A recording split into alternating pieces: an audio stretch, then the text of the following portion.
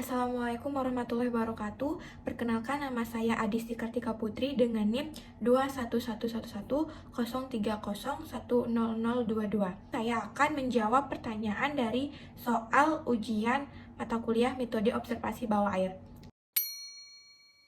Tentunya faktor cahaya atau faktor pencahayaan sangat penting bagi pengambilan teknik fotografi di bawah air.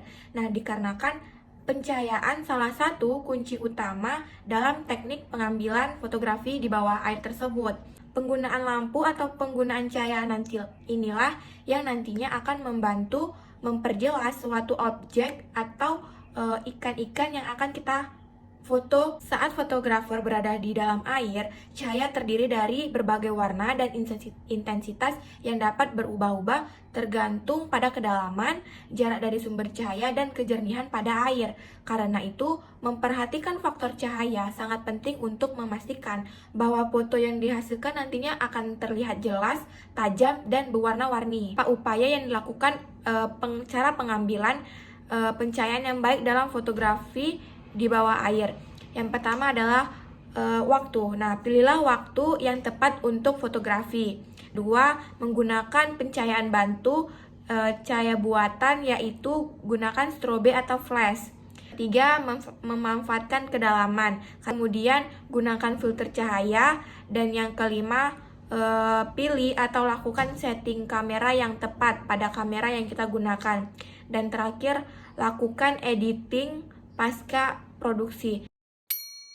Dalam mengatur keseimbangan berada dalam air merupakan tantangan yang sangat rumit dalam fotografi bawah air, dikarenakan fotografer harus mempertahankan keseimbangannya atau keseimbangan tubuhnya antara mengambil foto dan memegang kamera yang berat tersebut.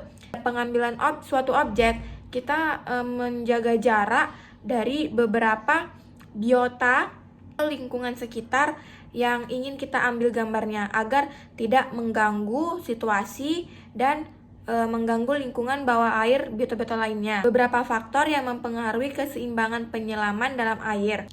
Yang pertama itu adalah kedalaman air. Yang kedua itu arus. Nah, arus air dapat membuat penyelaman menjadi tidak stabil dan kesulitan untuk mempertahankan keseimbangannya. Kemudian adanya peralatan penyelaman. Alat seperti tabung oksigen dan kamera dapat mempengaruhi keseimbangan dan menyebabkan ketidakseimbangan. Ada beberapa upaya yang dapat dilakukan. Nah, yang pertama itu praktikkan teknik penyelaman yang baik. Nah, sebelum kita menyelam, pelajari terlebih dahulu penyelaman yang benar seperti peregangan tubuh, bernafas dengan benar, dan mengendalikan gerakan tubuh. Yang kedua, gunakan alat bantu seperti penyelaman seperti rangkaian tongkat, peralatan angkat, atau tali pengaman. Gunakan team wake atau cincin. Dapat MOBA atau Mobile Based Application. Aplikasi ini dapat digunakan untuk di bidang pengamatan tingkah laku ikan, di mana aplikasi ini untuk mengumpulkan dan menganalisis data dengan lebih efisien dan secara akurat. Beberapa parameter yang dapat diteliti terkait dengan tingkah laku ikan. Yang pertama itu aktivitas berenang. Kedua itu adalah perilaku makan. Yang ketiga itu perilaku berkelompok. Empat ini waktu reaksi. Waktu reaksi dapat diukur dengan memantau waktu yang dibutuhkan ikan untuk bereaksi terhadap rangsangan. Yang terakhir itu perilaku reproduksi. Lihat frekuensi dan durasi waktu ikan saat ikan kawin ataupun pada saat ikan bertelur. Data yang diperoleh dari pengamatan tingkah laku ikan dapat digunakan untuk berbagai tujuan.